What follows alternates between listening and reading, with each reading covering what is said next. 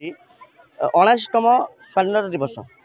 ଆଜି ଆମେ ଅଛୁ ଯେ Shimilipur Vivekananda school of education.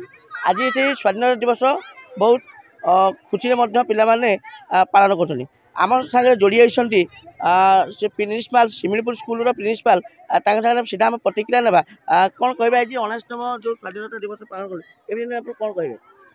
ମୁଁ ବିବେକାନନ୍ଦ ସ୍କୁଲ ଏଜୁକେସନର ମୁଁ ଅଧ୍ୟକ୍ଷା ସସ୍ମିତା ସାହୁ।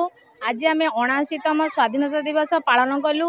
ପିଲାମାନେ ବହୁତ ଖୁସି ସହିତ ଆଜି ସମସ୍ତଙ୍କର ବକ୍ତବ୍ୟ ସବୁ ଦେଲେ।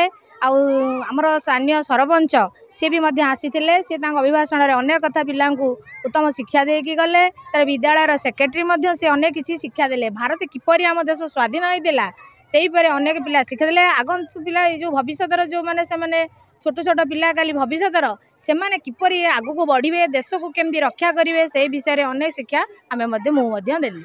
ଏତିକି କହିକି